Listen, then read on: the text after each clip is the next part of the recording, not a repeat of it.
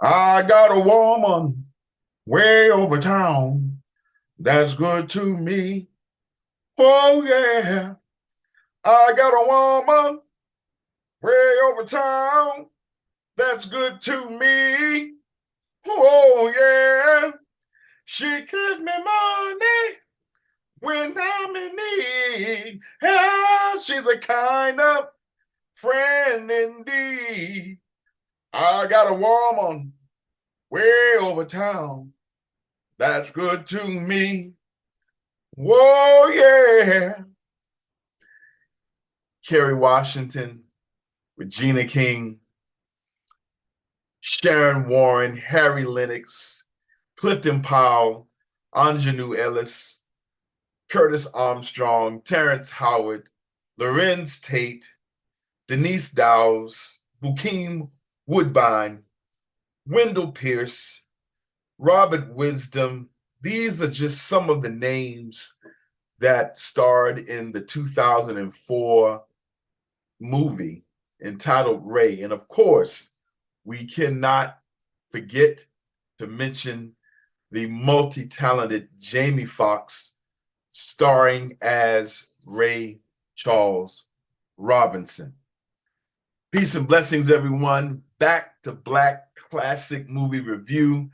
This is Brother Heath L. It's been a while since we've joined and gotten together. Just wanted to take a moment to accentuate, talk about a movie that has probably touched each and every one who has ever watched it because it was profound in the story of Ray Charles. I guess the way to begin this would just simply be to talk about the story and how the movie portrayed Ray Charles's life from the time he was a little boy to the accidental drowning of his younger brother to going away to school for the blind after losing his sight, learning to play the piano, learning how to navigate through the deceptions that people would try to uh, do against him, and coming into a relationship, a friendship with a young Quincy Jones, and how his career exploded, his marriage, the troubles in his marriage, his affairs. But even more so, this movie captured the music that I know myself and my generation, we were raised on. Ray Charles was my parents' generation. And so they were, he was one of the top male performers of their day. But we grew up on Ray Charles, we grew up on his music.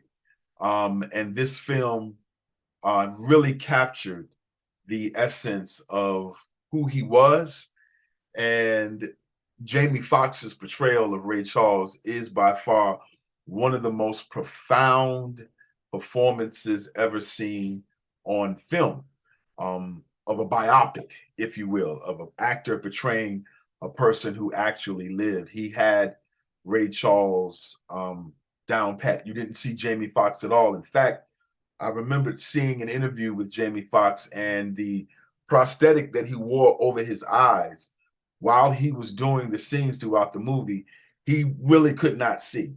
Jamie Foxx could not see as he was doing those performances. And so for him to have captured the essence of Ray Charles, and I believe that was probably an acting technique to sort of really bring him closer to the personality and character of Ray Charles. There's also a YouTube video out before Ray Charles passed away where him and Jamie Foxx are actually in the studio. Jamie Foxx is on one piano and Ray Charles is on the other. And Ray Charles is really trying to teach Jamie Foxx, who is an accomplished musician himself, trying to teach him some of the rhythm and the movements of how he played. And Jamie Foxx had to put in work.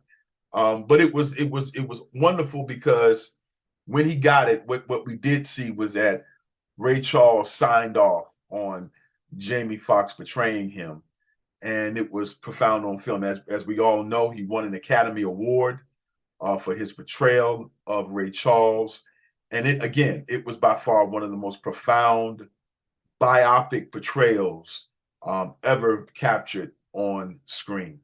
The entire movie was phenomenal. The actors that I mentioned, even some of the actors whose names I didn't call, one in particular, the late Thomas Jefferson Byrd, who also was in this movie. There were so many great performances, and it is profound. One of the things I really wanted to talk about was the fact that many don't know that Ray Charles did have control of his masters. So he was, before Prince came against Warner Brothers for control of his masters, even Michael Jackson and the struggle he had with the music industry over his masters. Even now, artists are now becoming more proactive, black and white, in gaining control of their masters. But Ray Charles, seemingly how it was portrayed in the movie, Ray Charles seemed to have had control of his master recordings, which meant when he passed away, he was able to leave an inheritance to his children. I think he had a few children, and so he was able to leave his inheritance to his children. And so this movie was so beautiful. It really captured the time. The director of the film, I believe, was Taylor Hackford, who he was the writer. He was the writer. I want to make sure I get the director. Directed by, just want to make sure, Taylor Hackford. Taylor Hackford was responsible for the writing as well as the directing. They captured the periods from the 40s and the 50s, the sound, the attitude, the obstacles that Ray Charles faced. Not and first we have to look at the first glaring one, and that was the guilt he still had over the untimely passing of his brother. When he saw his brother fall into that a pool of water that their mother used to clean clothes, and wasn't able to get out. He was frozen probably with fear. But he blamed himself throughout his life, particularly as Jamie Foxx portrayed it. He blamed himself for the death of his brother, and which, of course, eventually led to his drug addiction that the movie captures beautifully, of his struggle with narcotics. And it spilled over into his relationships with his wife, Della B, portrayed by Kerry Washington. Profound exchange performances between him and Kerry Washington. And then the relationship outside of his marriage that he had with Regina King's character, Margie Hendricks, and how she herself got hooked on drugs following down behind Ray. And but the performances, those dramatic performances, not only between Jamie Foxx and Kerry Washington, but also between Jamie Foxx and Regina King, was profound. I mean, it was just such awesome performances. Clifton Powell, who portrays Jeff Brown, Harry Lennox, who portrays Joe Adams, that exchange that they had when Ray Charles and Jeff find that their relationship of working together was not going to work, and they split up. And it just captured, again, the music, but also the behind the scenes struggle that Ray had, until finally he decided to face his demons. And the movie was beautifully ended on an up note, because he had been banned from Georgia because he refused to honor a contract to play to a segregated audience. And that was out of his relationship with Quincy Jones, who told him that he was no longer playing the segregated audiences. But Ray still was playing segregated audiences. But when he went to Georgia for a performance and encountered a young man who encouraged him not to play there, and he refused to play, of course, he was sued and he was banned from Georgia. But Georgia corrected that before he died, and made the song Georgia that he recorded its state national song. And so Ray Charles, what a profound movie.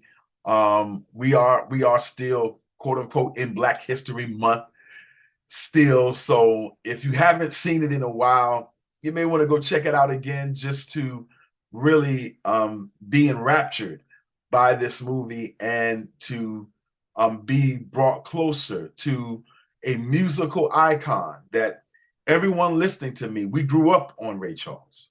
Ray Charles was a part of the musical soundtrack for many of our upbringing. I know he was for mine. And to see Jamie Foxx, who is a phenomenal performer, not only a comedian, but a great actor, a great singer. He's also a musician.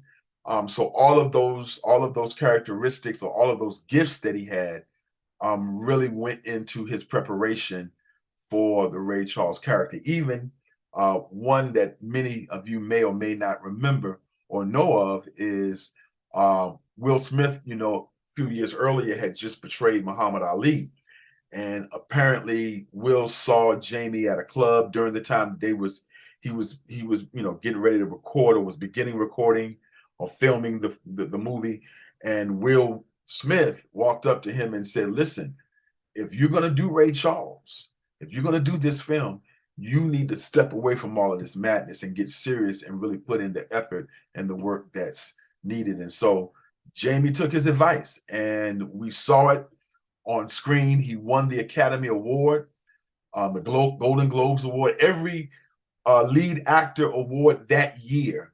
Jamie Foxx won, and so we celebrate, we salute these actors, we salute the performances of this film, we salute the producer director Taylor Hackford, but we also honor and we salute the memory of Ray Charles Robinson, and we are thankful that God blessed us with such a remarkable talent. So again, I'll be black. I will be black. I will remain black, but I'll be back for more cinema film reviews. It is such an honor and a blessing to be able to share this with each and every one of you. This is Brother Heath L with Back to Black Classic Film Review. Enjoy yourselves. Enjoy this film again. Peace and blessings.